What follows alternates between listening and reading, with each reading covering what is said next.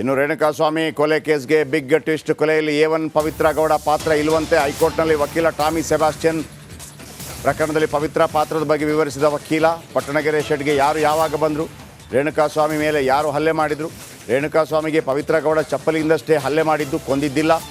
ಸಾಕ್ಷಿಗಳ ಹೇಳಿಕೆ ಪ್ರಕಾರ ಪವಿತ್ರ ಒಂದು ಬಾರಿ ಮಾತ್ರ ಹೊಡೆದಿದ್ದು. ರೇಣುಕಾಸ್ವಾಮಿ ಕಿಡ್ನ್ಯಾಪಲ್ಲಿ ಎಲ್ಲರೂ ಪವಿತ್ರ ಗೌಡ ಪಾತ್ರ ಇಲ್ಲ. ಕಿಡ್ನ್ಯಾಪ್ ಅಂದರೆ ಈಗ ಟಾಮಿ ಸೆಬಾಸ್ಟಿಯನ್, ನಾನು ಹೇಳಿದ್ನಲ್ಲ, ನೀವೊಂದು ಟಾಮಿ ಸೆಬಾಸ್ಟಿಯನ್ ಅವರು ಫೋಟೋ ಕೊಡಬೇಕಿತ್ತು, ಚೆನ್ನಾಗಿರ್ತಿತ್ತು. ಒಂಥರ ಹೇಗೆ CV ನಾಗೇಶ್ ಅವರು ಕ್ರಿಮಿನಲ್ ಲಾಯರು, ಟಾಮಿ ಸೆಬಾಸ್ಟಿಯನ್ ಅವರು ಕೂಡ ಅತ್ಯದ್ಭುತವಾದಂತಹ ಓರ್ವ ಕ್ರಿಮಿನಲ್ ಲಾಯರ್. ಅವ್ರು ಹೇಳೋ ಪ್ರಕಾರ ಇವರು ಕೊಂದದ್ದಲ್ವೇ ಅಲ್ಲ, ಒಂದು ಪೆಟ್ಟು ಹೊಡೆದಿದ್ದಾರೆ. ಮೊನ್ನೆ CV ನಾಗೇಶ್ ಹೇಳ್ತಾಯಿದ್ರು, ಅಯ್ಯಪ್ಪ ದರ್ಶನ್ ಏನು ಮಾಡಲೇ ಇಲ್ಲ. ನಮಗೆಲ್ಲ ಹೆಂಗೆ ಅನಿಸ್ಬಿಡ್ತು ಅಂತಂದರೆ, ಜೀವನ ಚೈತ್ರ ಸಿನಿಮಾದಲ್ಲಿ ಡಾಕ್ಟರ್ ರಾಜ್ಕುಮಾರ್ ಅವ್ರದ್ದೊಂದು ಡೈಲಾಗ್ ಇದೆಯಲ್ಲ, ಎಲ್ಲರೂ ಒಂದೊಂದು ಮುತ್ತು ಕಣೆ ಅನ್ನೋ ರೀತಿಯಲ್ಲಿ ಆಗಿಬಿಡ್ತು. ಅಂದರೆ ಪಾಪ ಇವರು ಏನೂ ಮಾಡಿಲ್ಲ, ಎಲ್ಲ ಮುತ್ತು ಒಂದೊಂದು ಮುತ್ತು. ಕೊನೆಗೆ ಆಗೋದೇನು ಗೊತ್ತಾ, ದರ್ಶನೂ ಕೊಲೆ ಮಾಡಲಿಲ್ಲ, ಪವಿತ್ರ ಗೌಡನೂ ಕೊಲೆ ಮಾಡಲಿಲ್ಲ, ಆಮೇಲೆ ಪಾಪ ಅಣ್ಣ ಅಕ್ಕ ಅಂತೇಳಿ ಬಂದಿದ್ರಲ್ಲ ಒಂದೆರಡು ಮೂರು ಜನ, ಅವರು ಫಿಕ್ಸು. ಇಷ್ಟೇ ಆಗೋದು, ಅವರು ಫಿಕ್ಸು. ಹಂಗೆ ಅನಿಸ್ತಾ ಇದೆ.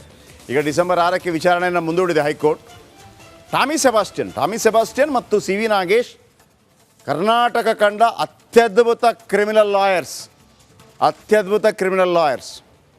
ಅರ್ಥ ಆಯ್ತಾ?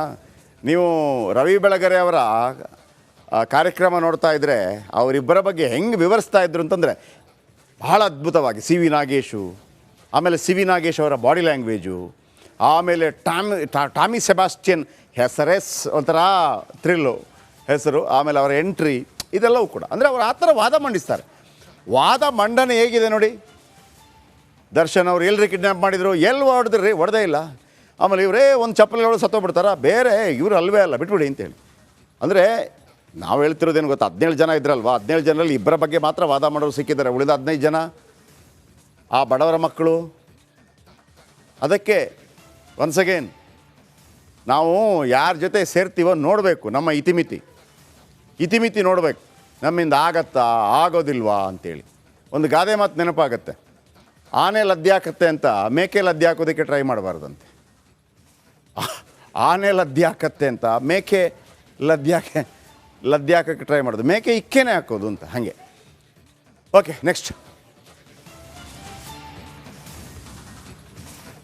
ಏನೋ ಜಮೀರ್ ಅಹಮದ್ ಖಾನ್ ವಿರುದ್ಧ ಆದಾಯ ಮೀರಿ ಆಸ್ತಿ ಗಳಿಕೆ ಆರೋಪ. ಲೋಕಾಯುಕ್ತ ವಿಚಾರಣೆ ಎದುರಿಸಿದ ಸಚಿವ ಜಮೀರ್ ಅಹಮದ್ ಖಾನ್ ಸತತ 2 ಗಂಟೆ ವಿಚಾರಣೆ ಮಾಡಿದ ಲೋಕಾಯುಕ್ತ. ACBಯಲ್ಲಿ ದಾಖಲಾಗಿದ್ದ ಪ್ರಕರಣ ಸಂಬಂಧ ವಿಚಾರಣೆ 2 ಬಾರಿ ನೋಟಿಸ್ ನೀಡಿದ್ರು ಗೈರಾಗಿದ್ದ ಸಚಿವ. ಇಂದು ಖುದ್ದು ಹಾಜರಿಗೆ ಸಮನ್ಸ್ ನೀಡಿದ್ದ ಲೋಕಾಯುಕ್ತ ವಿಚಾರಣೆ ಎದುರಿಸಿದ ಜಮೀರ್ ಅಹಮದ್ ಖಾನ್ 2022 ಜುಲೈ 5ರಂದು ರೇಡ್ ಮಾಡಿದ್ದ ACB ತಂಡ ಜಮೀರ್ ಮನೆ ಕಚೇರಿಗಳ ಮೇಲೆ ದಾಳಿ ನಡೆಸಿ ಪರಿಶೀಲನೆ. ಈ ವೇಳೆ ಮಹತ್ವದ ದಾಖಲೆಗಳನ್ನು ವಶಕ್ಕೆ ಪಡೆದಿದ್ದ ACB ಅಸಮತೋಲನ ಆಸ್ತಿ ಗಳಿಕೆ ಹಿನ್ನೆಲೆ ಪ್ರಕರಣ ದಾಖಲಿಸಿದ ತನಿಖೆ. ಕಳೆದ 1 ವರ್ಷ 3 ತಿಂಗಳಿಂದ 3 ನೋಟಿಸ್ ಜಾರಿ, 3 ನೋಟಿಸ್ ನೀಡಿದರೂ ಕೂಡ ಕ್ಯಾರೆ ಅನ್ನದ ಜಮೀರ್ ಅಹಮದ್ ಖಾನ್ ನೋಟಿಸ್ಗೆ ಉತ್ತರ ನೀಡದ ಹಿನ್ನೆಲೆ ಖುದ್ದು ಹಾಜರಿಗೆ ಸಮನ್ಸ್ ನೀಡಿತ್ತು ACB ರದ್ದಾದ ನಂತರ ಲೋಕಾಯುಕ್ತಕ್ಕೆ ಕೇಸ್ ವರ್ಗಾವಣೆ. ಈ ಪ್ರಕರಣವನ್ನು ಈಗ ತನಿಖೆ ನಡೆಸುತ್ತಿರುವ ಲೋಕಾಯುಕ್ತ ಇಂದು ವಿಚಾರಣೆಗೆ ಹಾಜರಾಗುವಂತೆ ಲೋಕಾಯುಕ್ತ ನೋಟಿಸ್ ಹಿನ್ನೆಲೆ ಇಂದು ವಿಚಾರಣೆಗೆ ಹಾಜರಾದ ಸಚಿವ ಜಮೀರ್ ಅಹಮದ್ ಖಾನ್. ವೆರಿ ಇಂಟ್ರೆಸ್ಟಿಂಗ್, ಕೇಳಿಸ್ಕೊಳ್ಳಿ.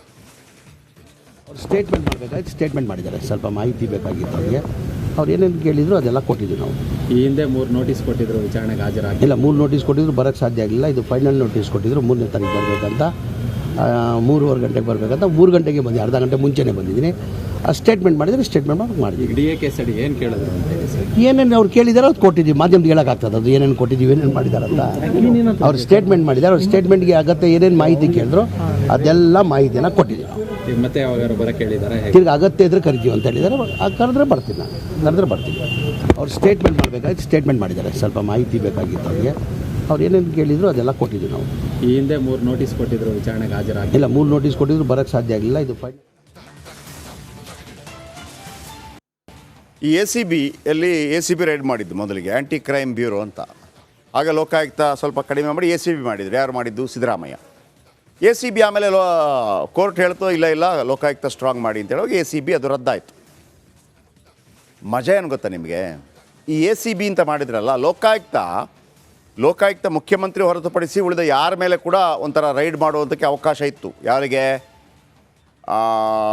ಲೋಕಾಯುಕ್ತಕ್ಕೆ. Okay, number 1.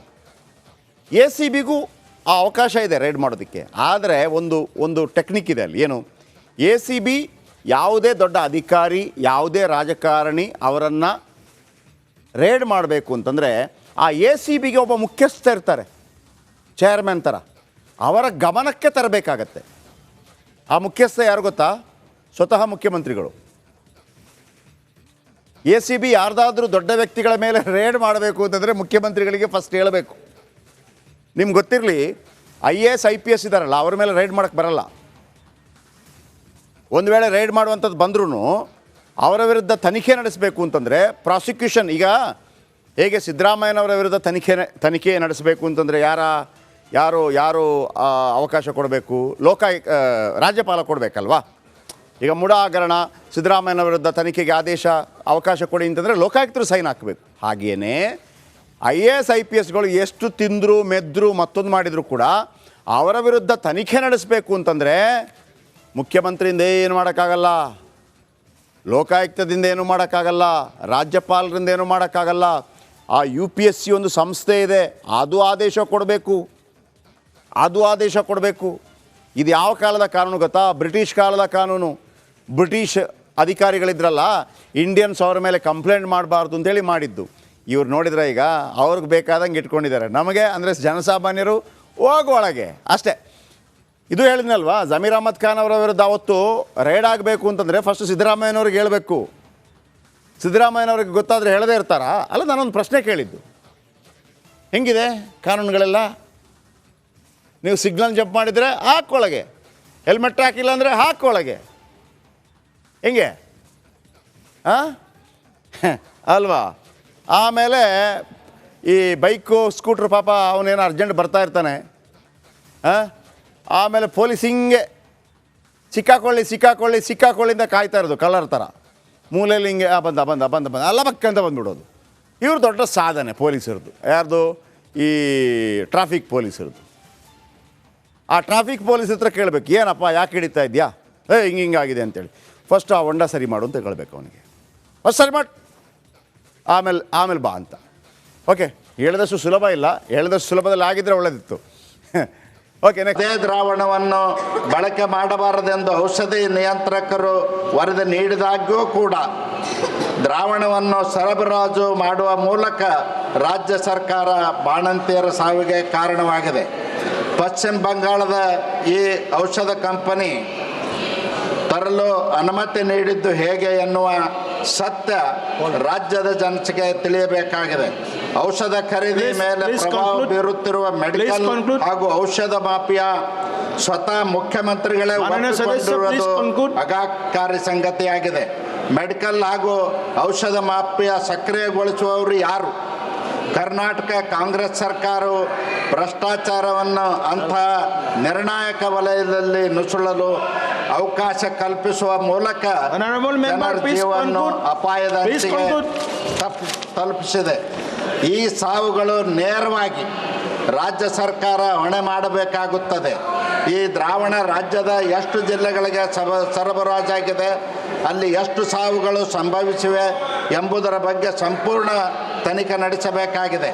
ರಾಜ್ಯ ಸರ್ಕಾರ ಪ್ರಕರಣವನ್ನು SITಗೆ ವಹಿಸುವ ಮೂಲಕ ಕಳೆದುಕೊಂಡು